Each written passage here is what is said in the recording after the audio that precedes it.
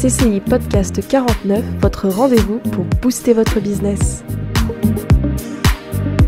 Je développe mes marchés en France et à l'international.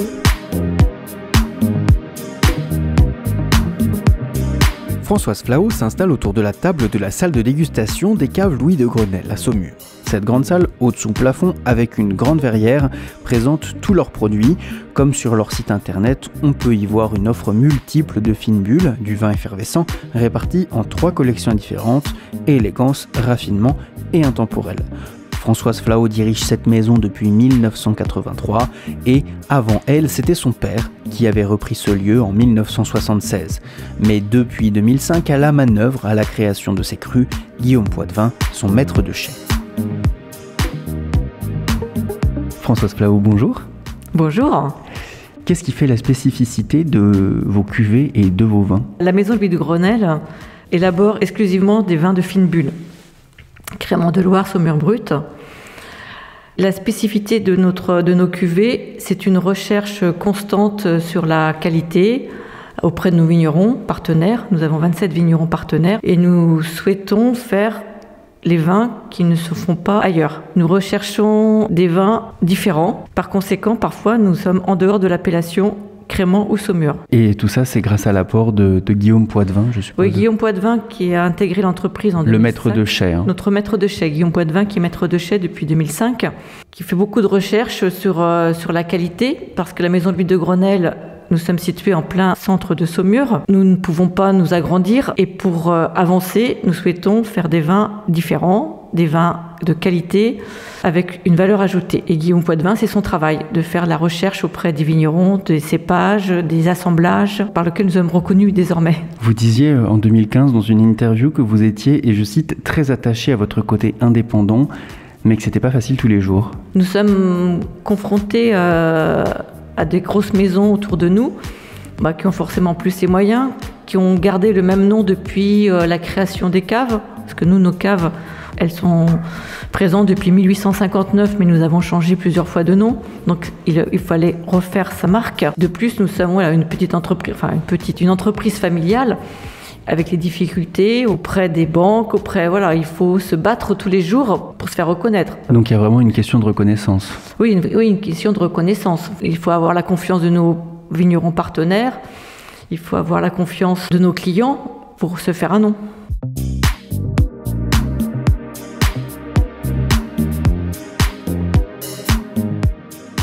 Vous avez bénéficié en 2019 de l'accompagnement du réseau dynamique de la CCI du Maine-et-Loire.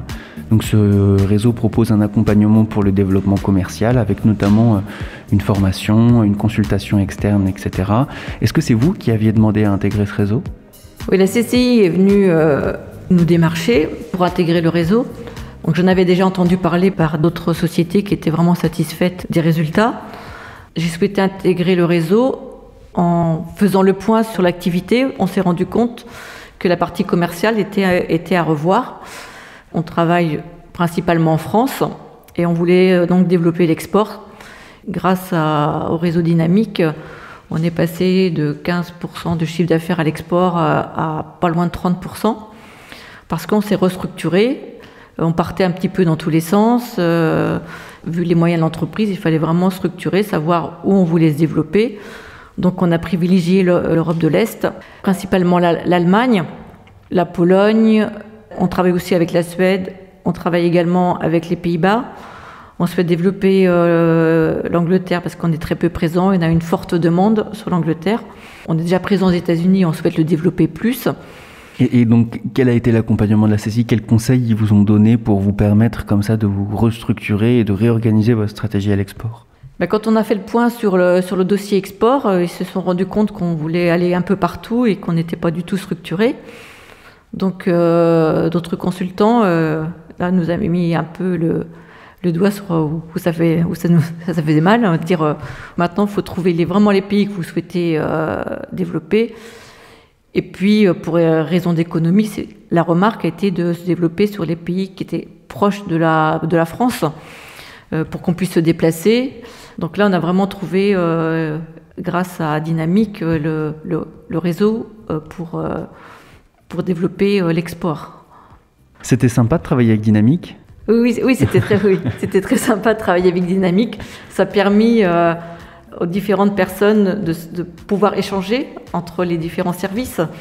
Les 3 groupes de travail ont vraiment apprécié cette prestation et ça a fait avancer tout le monde. Et il y a eu beaucoup d'échanges entre les différents services. Merci beaucoup, Françoise Flao, de m'avoir accueilli dans votre salon de dégustation. Je vous en prie, merci à vous.